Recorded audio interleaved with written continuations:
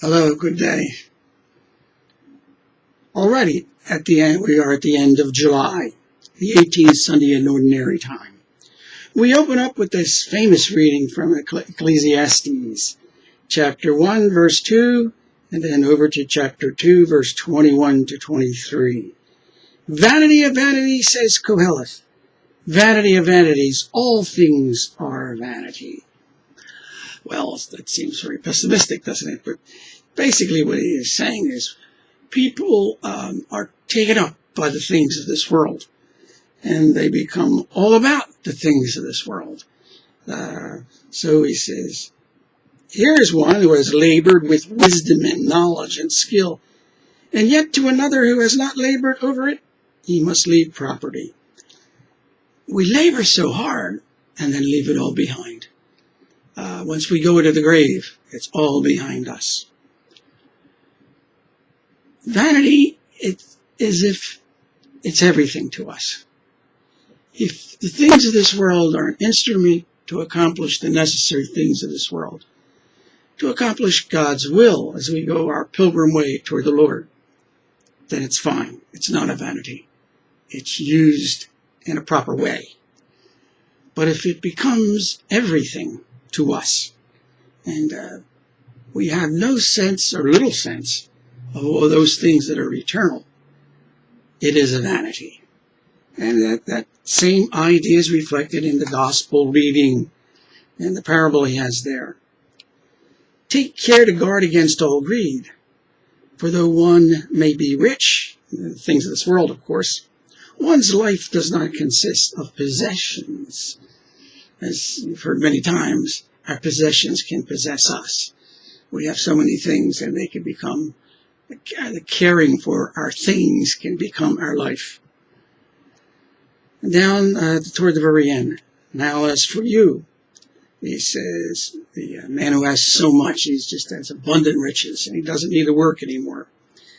You have so many good things stored up for many years.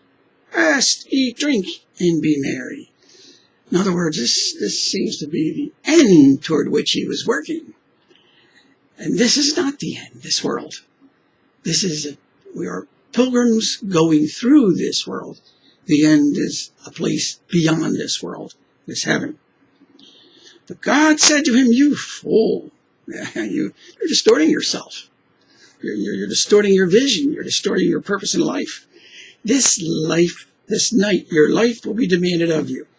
And the things you have prepared, to whom will they belong? Someone else will get all that business for free without any work. And you will have wasted away your life piling up things and not being able to enjoy them. And then in the end, have nothing for what really matters, for the eternity of life. Thus will it be for all those who store up treasure for themselves, forgetful that those things were created by God, and we're just stewards of them, but are not rich in what matters to God. In this world, it really is hard, isn't it? At least I find it so. Because the ways of the world, the attitudes of this world, seem to take us over, possess us in a certain way. The world's way of thinking is so easily possess us. And the world's way of thinking is that the things of this world are what's really a treasure. And they are not. They are just an instrument by which we live till the day we die, and then give over to others, and to go to what is really treasure. And that means as we go through this life, God should be our real treasure. And God's attitude and point of view, and the way God feels about things should be the way we feel about things.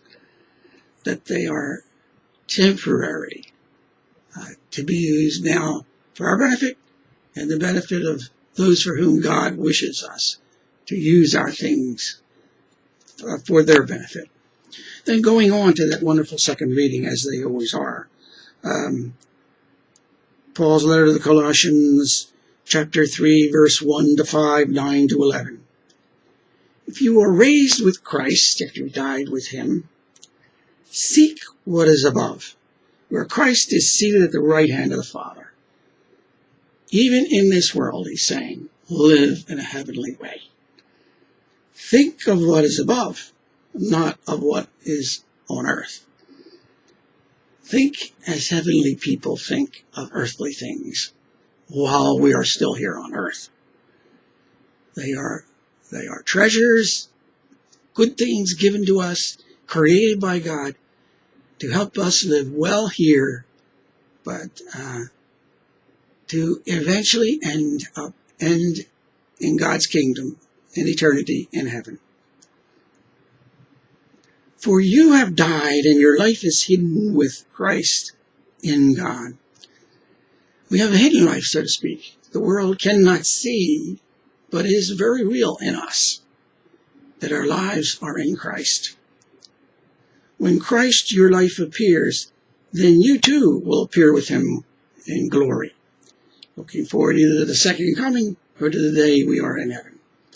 Put to death, then, the parts of you that are earthly, distortions of abuses of ways to use God's created goods, which are good because God created them. We turn them to a bad cause when we do not use them according to God's will and way and desire. Immorality, impurity, passion, evil desire, and the greed that is idolatry. As if we worship the goods instead of the God that made the goods. And other ways there are earthly ways of acting, worldly ways of acting. We are in this world, but not of this world. Stop lying to one another, since you have taken off the old self with its practices and have put on the new self. Give ourselves over to God. He is the one who's taken off our old self and given us a new self, which is being renewed for knowledge in image of its creator. We're made in his image and likeness. And inasmuch as we are in his image and likeness, we are all one, because we are in Christ. Christ is all and in all.